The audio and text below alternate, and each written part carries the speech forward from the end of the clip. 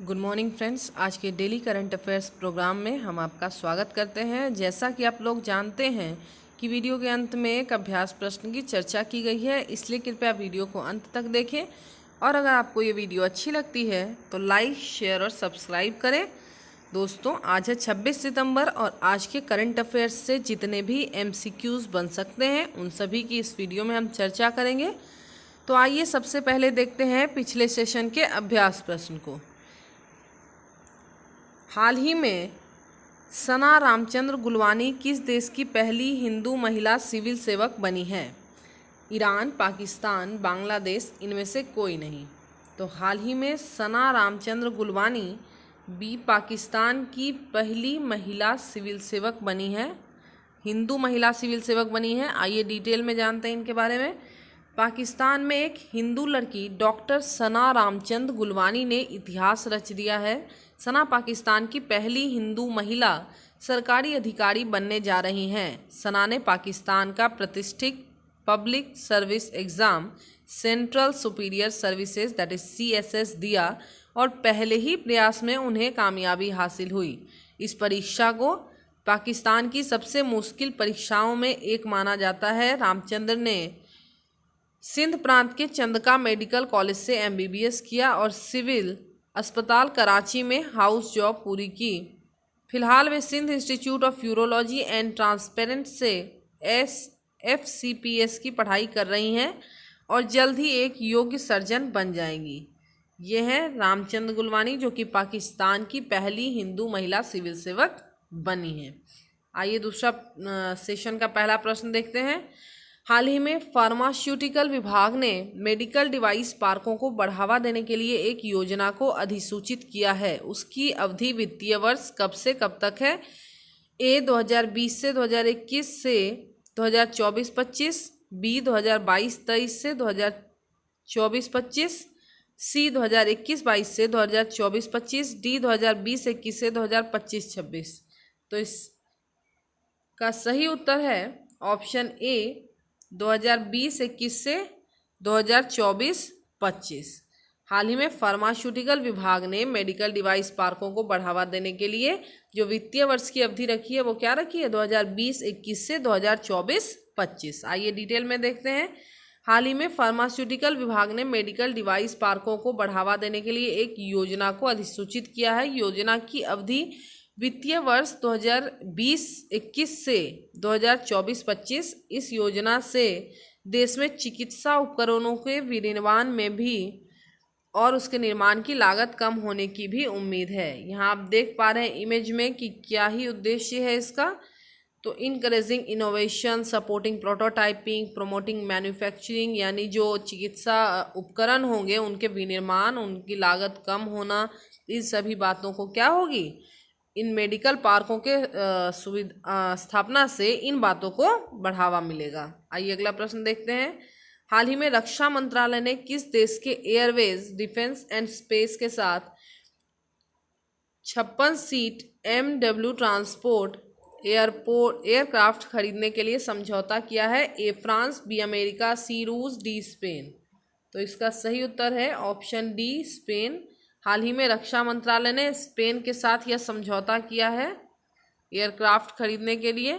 आइए आगे डिटेल में जानते हैं। हाल ही में रक्षा मंत्रालय ने स्पेन के एयरवेज, डिफेंस एंड स्पेस के साथ 56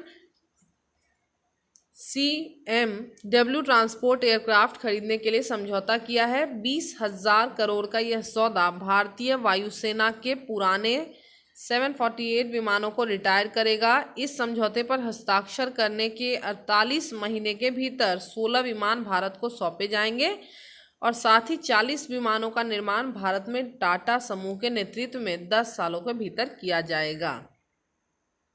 अगला प्रश्न है। हाल ही में कौन से यूनिवर्सिटी के इंजीनियरों ने एक उड़ने वाली इलेक्ट्रॉनिक माइक्रोचिप का निर्माण किया है? A Oxford, B Himalayan university, C north western, D तिलकामा यूनिवर्सिटी।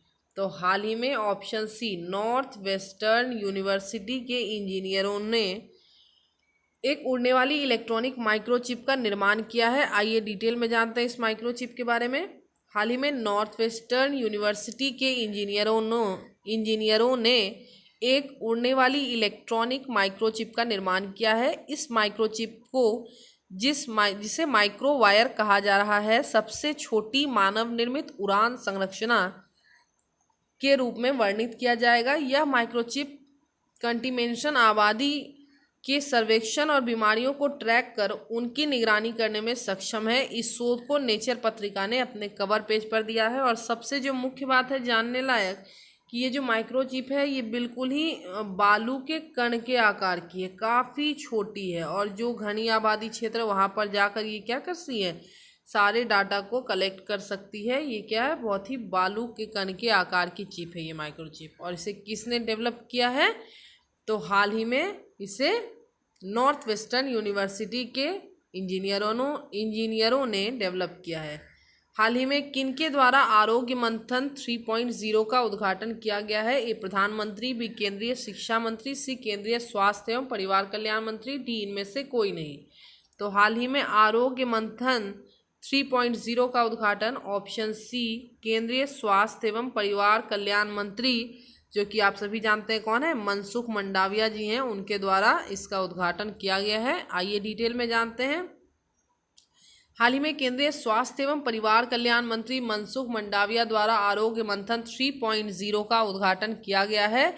आरोग्य मंथन 3.0 4 दिवसीय हाइब्रिड कार्यक्रम है। कार्यक्रम की थीम सर्विस एंड एक्सीलेंस है। जो मुख्य बात है वो ये है कि आरोग्य की थीम क्या है, सर्विस एंड एक्सीलेंस है। इस अवसर पर राष्ट्रीय स्वास्थ्य प्राधिकरण की वार्षिक रिपोर्ट विश्व रिपोर्ट 2021 का तीसरा संस्करण भी जारी किया गया। आइए यहाँ देखिए आरोग्य मंथन 3.0। अगला प्रश्न है, हाल ही में कहाँ दुनिया के सबसे ऊंचे इलेक्ट्रॉनिक वाहन चार्जिंग स्टेशन का उद्घाटन किया गया, ए महाराष्ट्र, बी झारखंड, सी उत्तर प्रदेश, डी हिमाचल प्रदेश। तो इसका सही उत्तर है ऑप्शन डी हिमाचल प्रदेश। हाल ही में हिमाचल प्रदेश में दुनिया के सबसे ऊंचे इलेक्ट्रॉनिक वाहन charging station that is EV charging station का उद्घाटन किया गया है। आइए डिटेल में जानते हैं। हाल ही में हिमाचल प्रदेश के काजा में एक इलेक्ट्रॉनिक वाहन चार्जिंग स्टेशन का उद्घाटन किया गया। यह दुनिया का सबसे ऊंचा ईवी चार्जिंग स्टेशन है। इस स्टेशन को 500 फीट की ऊंचाई पर लाहौल और स्पीति जिले के काजा में स्थापित किया गया है। यह घाटी का पहला ईवी स्टेशन है। साथ ही यह वाहनों से होने वाले प्रदूषण को रोकने में मदद करेगा। आप यहाँ इमेज में देख पा रहे हैं कि किस तरीके से हिमाचल प्रदेश में 500 फीट की ऊंचाई पर ईवी चार्जिंग स्टेशन, जो कि दुनिया का सबसे ऊंचा चार्जिंग स्टेशन होगा, वो शुरुआत किया गया।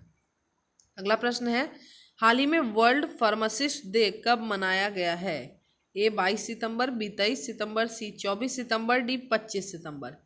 तो इसका सही उत्तर है ऑप्शन डी 25 सितंबर। 25 सितंबर को हाल ही में वर्ल्ड फार्मासिस्ट डे मनाया गया। आइए डिटेल में जानते हैं। वर्ल्ड फार्मासिस्ट डे प्रत्येक वर्ष 25 सितंबर को मनाया जाता है। यह दिन फार्मासिस्ट द्वारा लोगों के स्वास्थ्य को बेहतर करने की दिशा में योगदान को रेखांकित करने के लिए मनाया जाता है।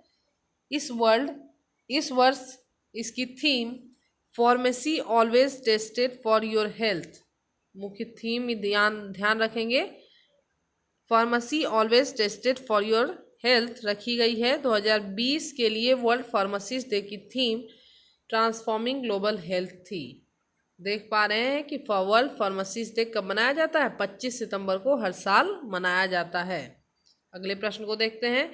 हाल ही में किस राज्य में पहले रेशम यार्न के उत्पादन केंद्र का उद्घाटन किया गया है, ए महाराष्ट्र, बी उड़ीसा, सी उत्तर प्रदेश, डी हिमाचल प्रदेश। तो इसका सही उत्तर है ऑप्शन बी उड़ीसा। हाल ही में उड़ीसा राज्य में पहले रेशम यार्न के उत्पादन केंद्र का उद्घाटन किया गया है। आइए डिटेल में जानते हैं। हाल ही में उड़ीसा के पहले रेशम यार्न केंद्र का उद्घाटन केवीआईसी के अध्यक्ष श्री विनय सक्सेना ने किया। उत्पादन केंद्र को कटक जिले के चौद्वार में खोला गया।